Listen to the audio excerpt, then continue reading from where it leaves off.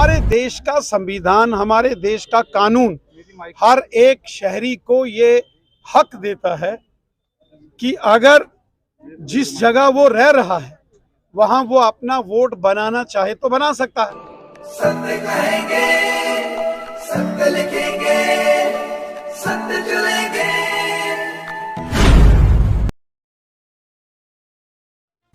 Departmental stores में इस प्रकार की लिकर की अवेलेबिलिटी का मामला है, ये एक गंभीर मामला है और इस पर पुनः नजरसानी हो, इसमें कोई दो राय नहीं है। ये तो रिप्रेजेंटेशन ऑफ पीपल्स एक्ट 1951 में जो बना उसमें लिखा है। कोई मोदी जी ने, कोई अमित शाह साहब ने तो ये कानून लाया नहीं। कश्मीर असेंबली में एक प्राइवेट मेंबर्स बिल लाया था कि जम्मू कश्मीर में शराब पर प्रतिबंध होना। हमारे देश का संविधान, हमारे देश का कानून हर एक शहरी को ये हक देता है कि अगर जिस जगह वो रह रहा है वहां वो अपना वोट बनाना चाहे तो बना सकता है, बशर्ते उसको अपने मूल स्थान से जो रजिस्टर्ड वोटर लिस्ट में नाम है वो फॉर्म 6 भर के कटवाना पड़े। चारों के चार नेशनल कॉन्फ्रेंस के थे, सरकार कांग्रेस की थी, जवाहरलाल नेहरू प्राइम मिनिस्टर थे। आज वही कांग्रेस और वही नेशनल कॉन्फ्रेंस वाले शोर उठाते, मुझे समझ नहीं। लोगों में इस समय दो बातों को लेकर बहुत चर्चा हो रही है। एक तो डिपार्टमेंटल स्टोर्स के ऊपर बियर, ब्रीजर जो है, अल्कोहलिक चीज़ें हैं जो हैं वो मिलेंगी, और इसके अलावा जो एक साल से यहाँ रह रहे हैं, जो प्रमाणित कर सकते हैं कि वो एक साल से यहाँ रह रहे हैं, उनका भी वोटर कार्ड यहाँ पर बन सकता है और उन्हें भी वोट डालने के अधिकार मिलेंगे। दूसरा, हमने आपको एक खबर बताई थी जिसमें हमने आपको बताया था कि लगभग 150 दिन से ज़्यादा हो गए हैं कश्मीरी पंडित जो हैं पीएम पैकेज के तहत जो एम्प्लॉयज़ लगे हैं वो प्रदर्शन कर रहे हैं, उनकी कोई सुनवाई नहीं हो रही। और हमने ये खबर दिखाई थी, उसके बाद रविंद्र रैना जी जो हैं वो इनसे मुलाकात करने के लिए आए।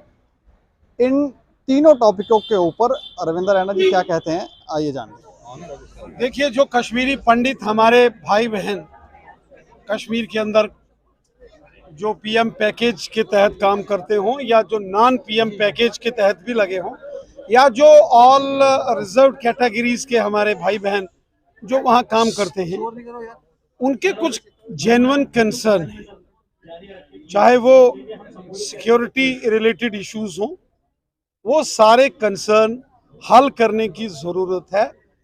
वो सारे कंसर्न एड्रेस किए बिना कश्मीरी पंडित नौजवान हमारे भाई बहन वो उनका अलग अलग डिस्ट्रिक्ट्स के दूर दराज एरिया में अपनी सर्विसेज को रिज्यूम करना एक बहुत बड़ा चैलेंज है और वो बहुत रिस्क है, और रिस्क इनके लिए भी है और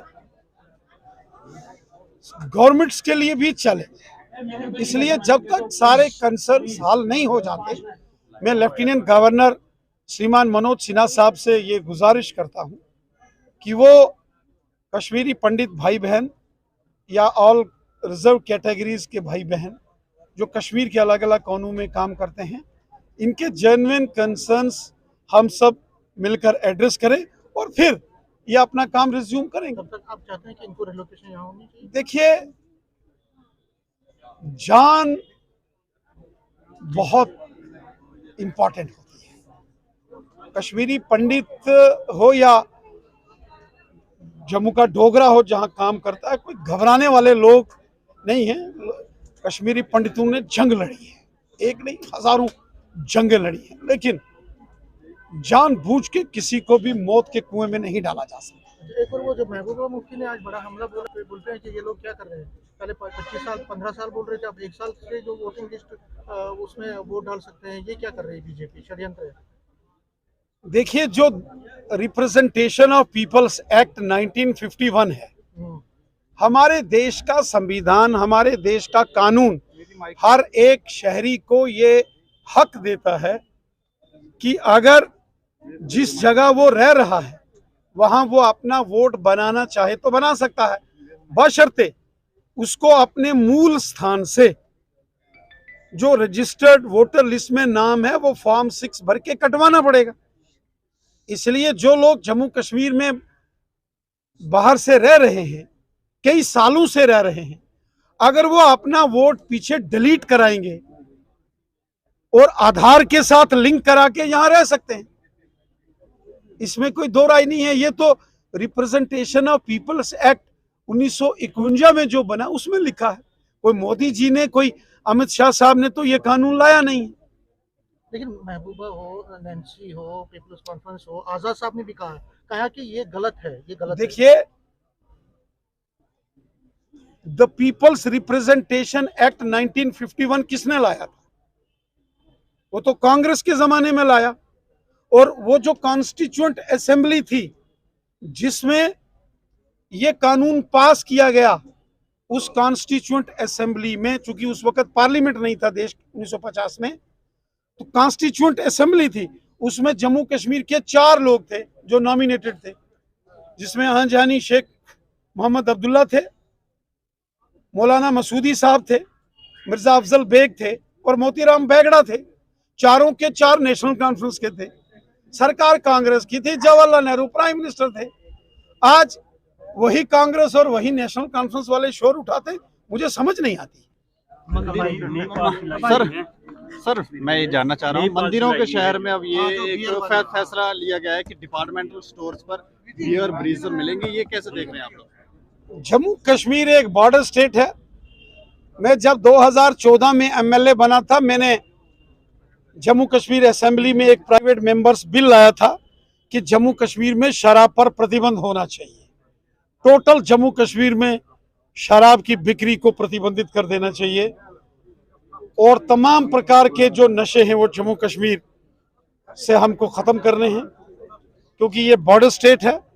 देश दुश्मन ताकतें ऑलरेडी हमारे खिलाफ षड्यंत्र कर रही हैं और मुझे लगता है कि ये जो डिपार्टमेंटल स्टोर्स में इस प्रकार की लिकर की अवेलेबिलिटी का मामला है, ये एक गंभीर मामला है और इस पर पुनः नजरसानी होनी चाहिए। आप कहते हैं कि तो सुना आपने रविंद्र रैना जी क्या कह रहे हैं। 2 बातों के लिए उन्होंने ये ज़रूर कहा, जैसे ये पीएम पैकेज के तहत कश्मीरी पंडित जो कश्मीर में अपनी सर्विस कर रहे हैं, इनकी जो इश्यूज़ हैं उन्होंने कहा कि ये जेन्युइन है और इन्हें सॉल्व करना चाहिए।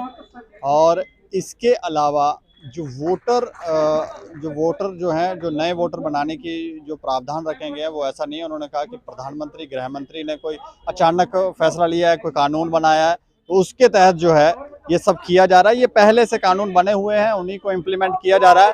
लेकिन जो बियर, जो ब्रीजर यहाँ पर दुकानों के ऊपर डिपार्टमेंटल स्टोर्स में मिलेंगे, उनको लेकर उन्होंने ये ज़रूर कहा कि इसके ऊपर चर्चा होनी चाहिए, बातचीत की जाएगी। और हमें भी ये लगता है कि ये चीज़ जो है वो मंदिरों के शहर में ठीक नहीं है। धीरे धीरे करके आप इसे कम कीजिए, ना कि बढ़ाइए। इसके ऊपर आप भी अपनी प्रतिक्रिया रखें कि आपको क्या लगता है कि रविंद्र रैना जी ने जो कहा, क्या वो सही है या नहीं। और देखते रहें दैनिक समाचार। मुझे और मेरे सहयोगी राजीव गुप्ता को दें इजाजत। नमस्कार।